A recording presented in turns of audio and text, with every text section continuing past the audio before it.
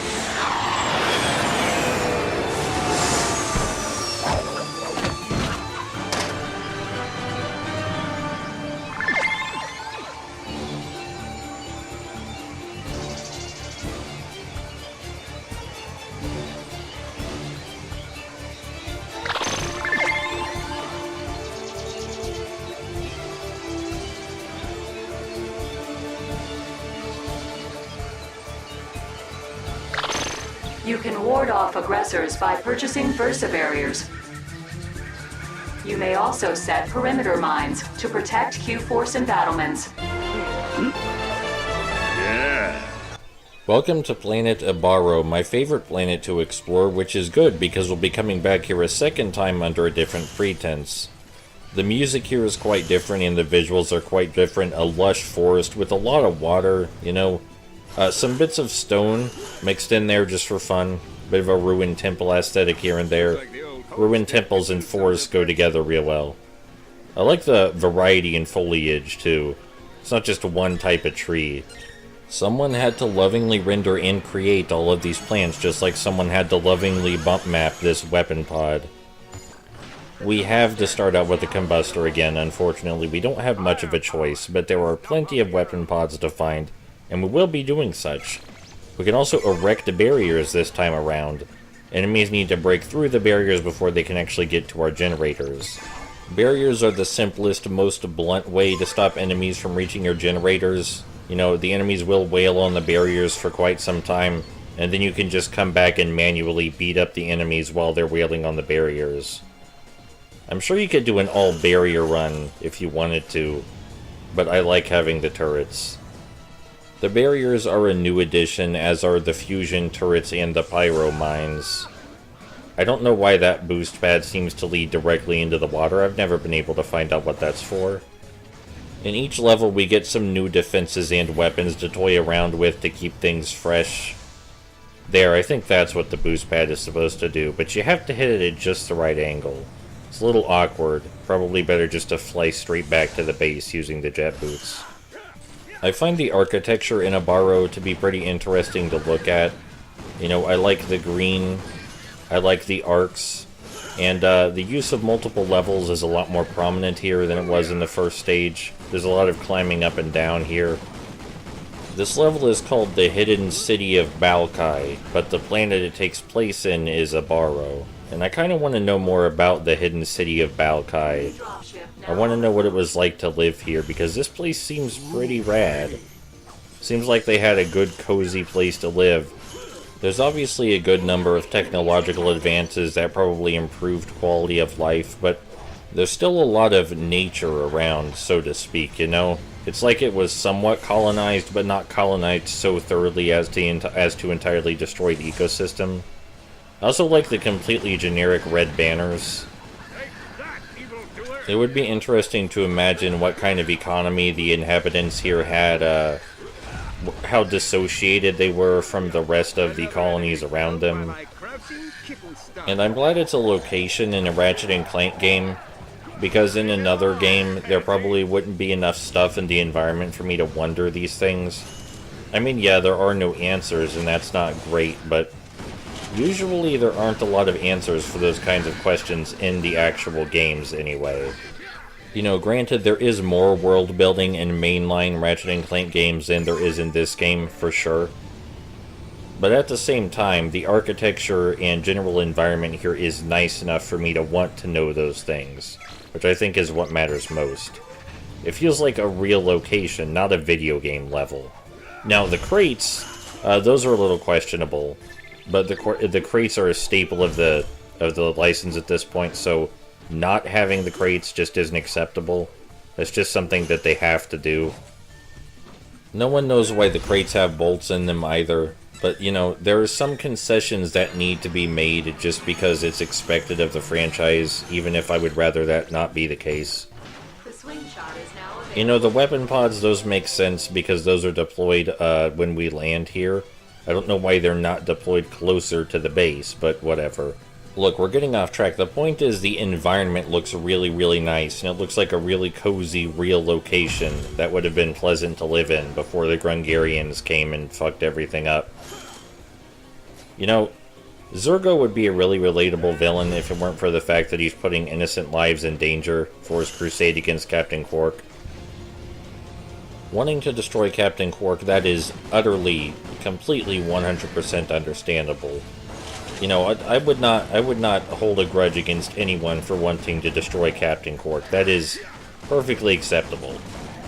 You know, you want to destroy Captain Quark, that's just like you like a different kind of cheese than I do. It's fine. But when you start putting innocent people's lives in danger, I think you've gone a little too far at that point. You gotta be sure to only destroy the person that's actually deserving of being destroyed. Try out a new weapon this time, the Sonic Eruptor. It's a belching frog monster, but a weapon. This is Ratchet and Clank after all. The Sonic Eruptor is a bit like a shotgun. You know, the Blitz gun is not present in this game. Or, what's it called in Deadlocked again? The Magma Cannon, that's what it's called in Deadlocked. You know, neither of those are present in this game, so you get a belching frog monster instead. I'm fine with that. I'm perfectly okay with that. It's good for basically the same thing, it's just less overpowered. Speaking of Deadlocked, while recording commentary for this, I've been playing Deadlocked, and I've also been replaying this game side by side, Deadlocked and Full Frontal Assault, switching between the two. And it's not really that big a leap in quality, and I say this as someone who enjoys Deadlocked a whole lot. Sure, Deadlocked is more frantic, but the third-person shooting is at about the same level of difficulty for the default difficulty level.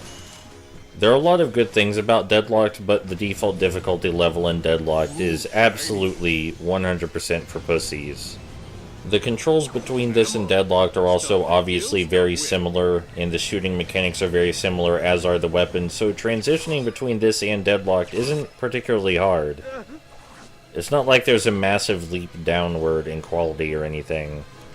Now, in terms of storytelling and atmosphere, Deadlocked is far superior. But I'm talking about the gameplay. Transitioning between Full Frontal Assault and Deadlocked in terms of gameplay, it's not a rough transition by any means.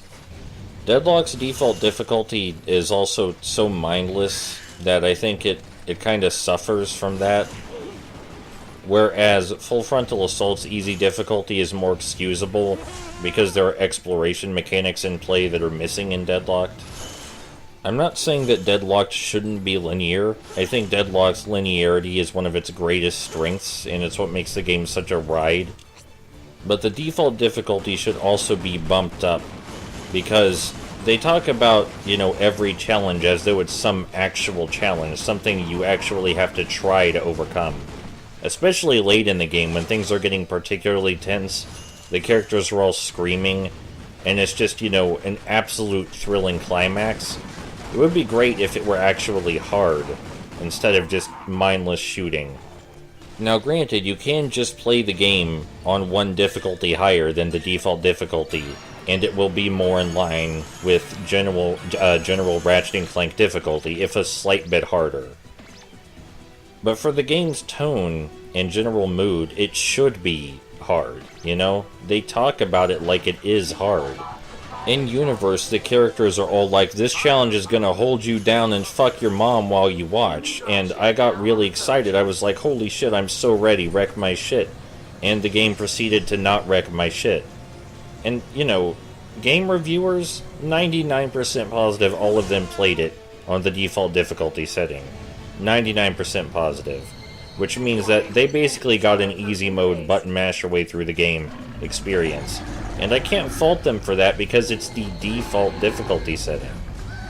You know, when you boot up the game, that's the one that comes pre-selected.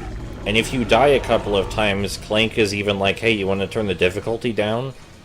And no, you shouldn't want to turn the difficulty down. I'm pretty stubborn when it comes to things like game challenge and difficulty, because difficulty is a lot of the game design. I usually play the game on Gladiator difficulty, where the stronger enemies can easily kill you in 2 hits or 1 hit if you're really unlucky. And I like it that way. The checkpoints are fairly generous, so it's not a big deal. All the challenges are pretty short. It's more in line with actual Ratchet and Clank difficulty, but slightly harder to fit with the tone of Deadlocked. And I'm not saying that the difficulty I play on should be the only difficulty mode, but I'm saying it should be the lowest difficulty mode. You should not be allowed to pussy out of having a hard boss fight.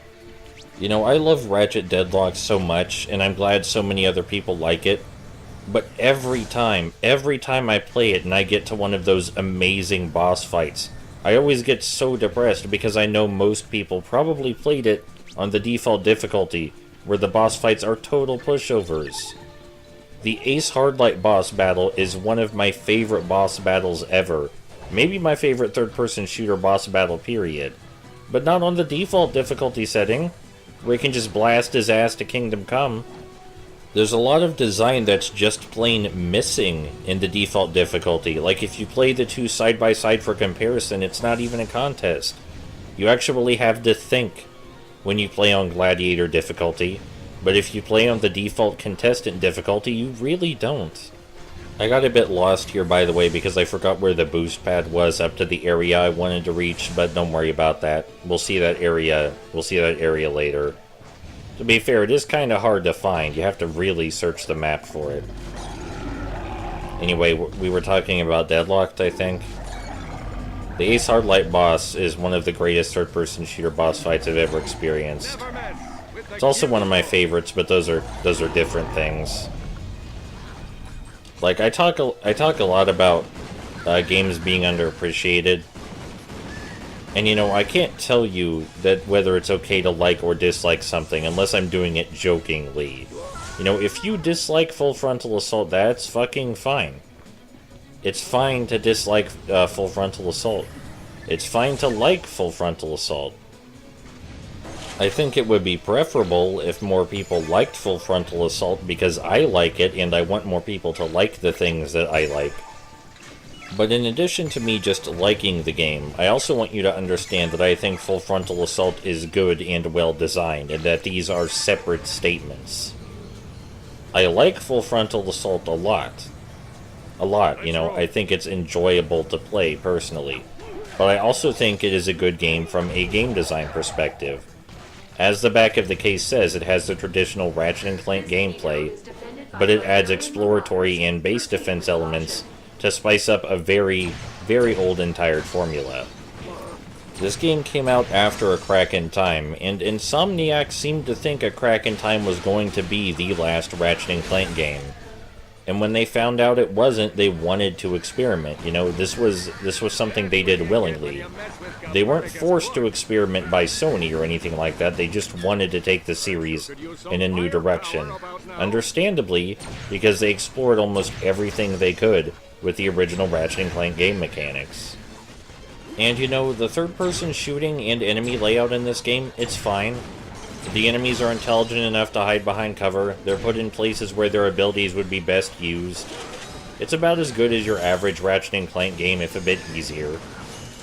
You know, as you can see here, cover and enemies are put in intelligible places. The shooting feels fine. You have to think a little bit, but not too much. It's a very casual third-person shooting experience. Pay attention to the enemy types, where they are, where your cover is. Really basic stuff. But it's fun and satisfying, mostly due to the variety in weaponry.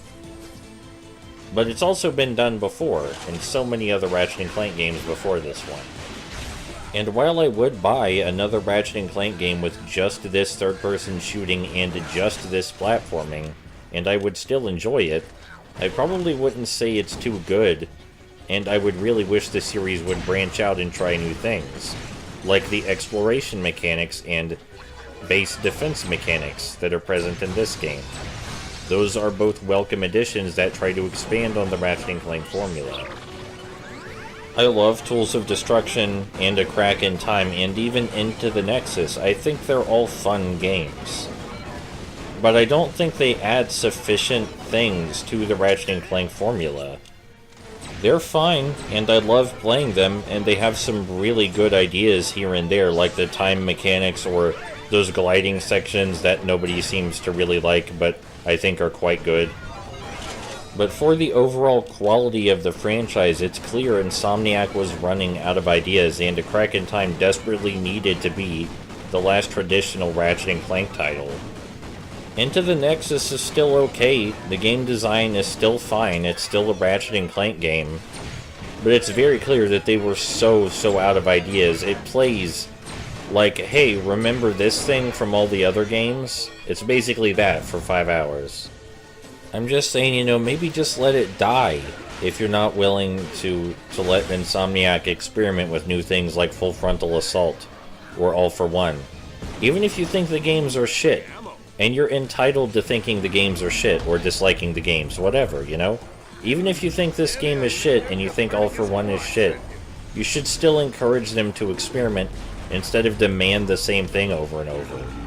Because that seems to be what people want, is the exact same thing, over and over and over, as far as Ratchet & Clank is concerned. Obviously, I'm generalizing, and not everybody wants that, but you know, I've been around the internet. I'm still on the internet. I look at these things. I know they're there. You know, this may sound horrible, but I was kind of hoping that after Into the Nexus only sold around 600,000 copies, Sony was going to finally realize that, you know, hey, that epilogue, maybe it actually was a good epilogue, and it's time to let it go. But then they had to make that awful movie, that awful movie that's as generic as a movie could ever hope to be. And they made a tie-in video game, and the tie-in video game sold 2.5 million units. That movie and video game are so devoid of the traditional Ratchet & Clank edge and humor, and it's just painful that had to happen to the Ratchet & Clank franchise, which made a name for itself mostly based on its humor and identity. Everything in the 2016 Ratchet & Clank reboot is so G-rated. It is so excessively gentrified for a more, you know, acceptable audience, a more acceptable, wider audience. It's just sickening. Like, could you imagine a universe where instead of that awful Ratchet & Clank film we got a film adaptation of Deadlocked, including all the satirical themes that play on reality TV and our society, and all of the really, really inappropriate humor involving sexual assault, and some, you know, there's just a lot of stuff that normal people definitely would not be okay with going to the movie and showing their kids. But at one point, that's what Ratchet & Clank was. Ratchet & Clank was satirical takes on reality TV. It was endless, merciless jabs at news stations. It was inappropriate humor, not used for shock value, but used to establish characters and their personalities. Ratchet Deadlocked has edge, humor, and satire to it that Grand Theft Auto could only fucking dream of. And that's just fucking gone in the 2016 reboot. It's gone in a lot of the other games that came after Deadlocked too. What, did they run out of... Did they run out of funny juice? You only got so much funny juice, and you forgot to top the tank, and now it's just gone. You're all out of funny juice. Don't have any more important or interesting things to say about society. No more interesting characters to build through inappropriate humor. I know Tools of Destruction and Crack in Time focused more on world building, but you can do both. Ratchet Deadlocked was great at doing both. It actually used the inappropriate humor and jabs at modern news stations as a vehicle for world building. It managed to make fun of how our modern society works, at the same time as building up this fictional society. It's great shit. I miss that. Oh god, I'm so sad. I'm so sad there will never be another Ratchet Deadlocked in terms of storytelling. I'm so very sad. It doesn't even have to be Insomniac, you know, if anyone else feels like doing that again. I don't know if you can capture lightning in a bottle twice, but it can't hurt to try, right? You might have a really hard time finding voice actors that good, though. Those people were way too into their roles in the best way possible. It feels so bizarre to me, the leap upward in quality of writing that Ratchet Deadlocked represents. You know, it's not like the previous games were poorly written by any means. But I just wonder what kind of fuel they were running on that made Ratchet Deadlocked's story what it was. You know, you go back and you play Jak and Daxter, and then you play Jak 2, and you're like, well, hey, yeah, there's actual storytelling this time, and there's actual world building and characters and stuff, cool. But, like, there's still a lot of inconsistencies and a lot of things that are just in place because either Naughty Dog thought it would be cool, or they thought it really fit with the tone of the game. But then you play Ratchet Deadlocked, and there's just no comparison between the two. No matter how much lore Jak 2 tried to build, or how seriously it tried to make you take its universe, Ratchet Deadlocked's approach of world building through humor just blew it out of the water. That's not to say Jak 2 didn't have humor, but a lot of the time it expected you to take it really seriously. And I think Ratchet Deadlocked has much more right to be taken seriously than Jak 2 does. Mostly because its characters are more consistent. And they also have multifaceted personalities, even the people that seem one-dimensional. I'm not sure Jak 2 understands sometimes that characters can have multiple things going on. Like, you know, a lot of the characters in Jak 2 talk with an overly gruff, masculine voice, and it's not even used for humorous effect. You're just supposed to believe that's what those people sound like, even though it's obvious the voice actors are straining their vocal cords to sound overly serious and gruff. Like, upon replaying Jak 2 and hearing Torn's voice, it was just really, really hard to take him seriously. I still managed it because I have a very high suspension of disbelief. But when the characters are already inherently goofy and humorous, and that humor is used to build their character, it's a lot easier to swallow their wacky voices, like it is in Ratchet Deadlocked. You also get to see a lot of personality bleed through in the dialogue that happens during gameplay with Ratchet Deadlocked. Like when you're fighting Ace Hardlight, yeah, he's a pompous asshole, but he's really not all talk. He has actually convinced himself that he is as strong as he thinks he is. And whenever you seriously damage him, rather than cry out in pain, he like basically curses at himself and says, "Work through it, you're stronger than this, heroes don't feel pain." And you can feel in his voice that he's deeply wounded, but he refuses to show it. Before you fight him, you know, in the cutscenes where you see him, his threats don't seem to have as much meaning because you haven't actually gone toe-to-toe with him yet. But when you actually fight him, suddenly his boasts seem a lot less boastful. Like, yeah, he still sounds like a pompous asshole, but when he's wrecking your shit, it's a lot harder to argue with him. Hello everyone, and welcome to my in-depth analysis of the narrative of Ratchet Deadlocked. I know we were supposed to be playing Full Frontal Assault, but somehow we got here. And, we're not leaving. This is just where we're staying now. Oh, hey look, my internet went down midway through recording. It's a good thing I wasn't using it. Granted, the narrative importance of Ace's boasting and the pain he feels is lessened a lot when you're playing on the default difficulty in Ratchet Deadlocked. Feels a lot less tense that way. But if you're fighting Ace Hardlight on Gladiator difficulty, that's a different story. Ace Hardlight on Gladiator difficulty may be my favorite third-person shooter boss fight. I think I've said that already, though. Also, this base is my favorite one to capture in Full Frontal Assault. I really like that there are 2 flying turrets at each side before you can go up the central platform. It's not like the 2 sides, you know, are symbiotic or anything. One doesn't affect the other in any way. But at the same time, it's nice visually. I really, really wish that Insomniac had not retconned Ace Hardlight's death. Ace Hardlight's death is really important in Ratchet Deadlocked because Right after Ace Hardlight dies, Gleeman Vox starts trying to capitalize on his death. You know, like literally capitalize on it by selling memorial action figures and getting rid of stock he could never sell. And a lot of people die in Ratchet Deadlocked, and it is tragic. But the fragility of life comes up a lot in that game. Most of the jokes are someone dying somehow. But even at the end of the game, after countless people, probably thousands upon thousands of people are dead, Ratchet still says at the end, hey, at least some heroes got away because of my actions.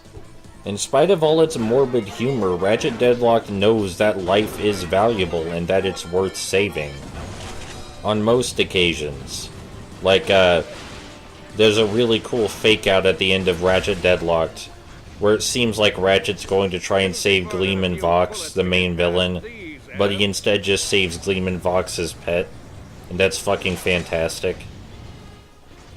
I swear we were supposed to be doing a Let's Play of Full Frontal Assault, you know? I feel like I started this series of videos with that goal in mind, but then we just started talking about Ratchet Deadlocked for like 20 minutes. And, you know, we started talking about Ratchet Deadlocked for 20 minutes because I'm passionate about Ratchet Deadlocked and what it does. I like Ratchet Deadlocked a lot, and I think it's really well written, and everyone should experience the narrative, and play the game on Gladiator difficulty, if you're not a pussy. It's very upsetting to me that the PS3 port of Ratchet Deadlocked is so fucked up, because the cutscenes are really, really important in that game. Oh no, look! A surprise! This guy's like the other flying turrets, but more so. He's better at it. We're gonna shoot him the same as everyone else, though, and we're gonna strafe around him in a circle. Because that's what one does in Ratchet and Clank. One also does that in Ratchet Deadlocked, but Ratchet Deadlocked actually has bosses that require more than simply strafing around the enemy. I know it's kind of surprising, but it's true. Ratchet Deadlocked does have the best boss battles in the series. But not this flying turret guy. This flying turret guy, we just circle around him and shoot at him. Which, you know, may seem a little easy. But again, this is Ratchet and Clank. This is what you do. This is how you do that. Not even Spider-Man can escape Insomniac's questionable boss fight choices. Anyway, after we gather ammo from around the arena and destroy this guy, we have officially defeated all of the Grungarians, and we can reactivate the Planetary Defense Center. And then, just like the last level, we have to face one final wave. So what did we learn while playing this level? Well, we learned that the game will introduce new enemy types and defenses to keep things varied, as it should. We learned that this environment is much prettier and more interesting than the previous one. We learned nothing about the origins of this environment, but that's to be expected. We learned a lot about Ratchet Deadlocked, and we also learned that the enemy layouts in this game are intelligible, if not exactly creative. Also, I briefly lamented the existence of the Ratchet & Clank reboot, and then went back to talking about Ratchet Deadlocked. I think that about sums it up. Again, hopefully you can see through my playing, this is by no means a bad game. I did completely fail to get into one of the optional areas, because I simply couldn't find my way there, which is rather embarrassing. But don't worry, we'll see it later when we return to this planet under different circumstances. I'm just setting up our final defenses here before the last assault. We don't have a lot of money, but we have enough. You know, we have enough to hold everyone back. I like that you're allowed to choose when the final assault happens.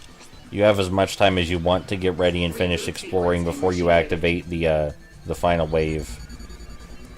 I just kind of had to let myself go and keep rambling about Ratchet and Clank and Ratchet Deadlocked in general for this video. Because this is kind of a long video, you know? And I love Full Frontal Assault. I love it a lot. But I can't just talk about Full Frontal Assault the whole time. I have to talk about what inspired Full Frontal Assault, why it was necessary for Full Frontal Assault to exist, and accidentally ramble about completely unrelated games for a significant period of time. The Sonic Eruptor is really fucking strong, by the way, as you're seeing. It has a lot of attack power, but it doesn't have nearly the range of the Blitz Gun or Magma Cannon. I think that's an acceptable trade-off, even though they serve very similar functions. You know, the Sonic Eruptor hurts more at the cost of not covering as wide an area, even though you still use it to take out multiple enemies in one go. They're both mostly useful close range, but the Magma Cannon has surprisingly good long range capabilities, even if it deals way less damage at long range. Sonic Eruptor has no long range capabilities whatsoever, but that's fine. You can get up close real easy in this game. I mean, I guess you can get up close real easy in Deadlocked too, but I'm not sure the game designers actually knew that. Because if the game designers knew that it was really easy to get close to the enemies, then they might have known that the Scorpion Flail is really easy to utterly annihilate everything with. Which I don't think they knew, because they seem to think that the Scorpion Flail is a well-balanced weapon, as opposed to an overpowered death machine. Now granted, Deadlocked was developed a year apart from Up Your Arsenal, so they probably didn't have an excessive amount of time to test every weapon. But you figure one of them would do what I do and just rush into the middle of enemies and start smashing everything with the Scorpion Flail and be like, hey, this might be a little bit overpowered. You can totally beat the whole game just with this. Well, not the whole game, but most of it. Like, when I play Ratchet Deadlocked, I have a really bad habit of whenever the Scorpion Flail is unlocked, I just use that unless I absolutely 100% need to use something else. And usually I only need to use something else when I run out of ammo. The Scorpion Flail is really, really good. I actually fucking utterly annihilated Gleeman Vox, the final boss, using the Scorpion Flail, like, obscenely quickly, but I could never recreate that. And I was recording while I did it, but the recording got corrupted. So I'm a little pissed about that. But I'll always have the memories. You know, a lot of this game is confidence. A lot of Full Frontal Assault is confidence. You just rush in there, and you know, you think you're going to win. And that's half the battle, is thinking you're going to win. Because you are, but you have to think you are first. It's mostly confidence. It's a game about talking yourself up. Just rushing headlong into the fray. Just like you do in Deadlocked, but instead of a Scorpion Flail, we have a frog that burps. I can't think of a melee weapon in this game off the top of my head. Then again, it's not like the Scorpion Flail stays a melee weapon for very long. Very quickly turns into a long-range weapon, even though it's supposed to be a melee weapon. But anyway, I can't really think of a melee weapon in this game. I'm not sure that's a big deal, since so many of the weapons function really well at punching range. Like the Sonic Eruptor, you can just get right up in the enemy's face with that, like, just a couple inches away from them with it. Like I already said, it's all about confidence. You could stay at a distance and plink away, or you could just get right up in their ass. And I prefer getting right up in their ass. I think that's much better. I think that's such a better solution to the problem. Alright, now we just need to worry about that giant-ass gunship. And the game is very kind in warning us that the giant-ass gunship is a problem. It does have a giant caution sign next to it. And granted, if it were to actually get in our base, that would be really bad. But that's really not a concern. We're really not going to have to worry about that. For it to get in our base, it would have to get past our defenses and us. And that just doesn't seem particularly likely to me. That doesn't seem like a situation that's going to occur. Because even though it's broken down our barrier, we are a wall in our own right. We are a wall with a belching frog. And it never stood a fucking chance. Could stack 3 of those right on top of each other. Bring it on. Is that another gunship? Sure, bring it on. Bring on all your gunships, game. Just flood the screen with gunships for all I care. Come on. Bring it. Granted, this would be a lot more enjoyable if I made it to the secret area and got the heavier weaponry. But this is fine. This is good too. I'm having a good time. Excuse me real quick, gunship. Got some invaders over here on the other side. Alright. There we go. That's taken care of. Now back to the gunship. Sorry, I had to take care of some other visitors. You know, you're not the only customer, Mr. Gunship. I understand you wish you were, but you're not. You're not the only customer. Well, that generator almost got fucked. But there's a reason we have 6 of them. Reboot sequence complete. The Planetary Defense Center is now fully operational.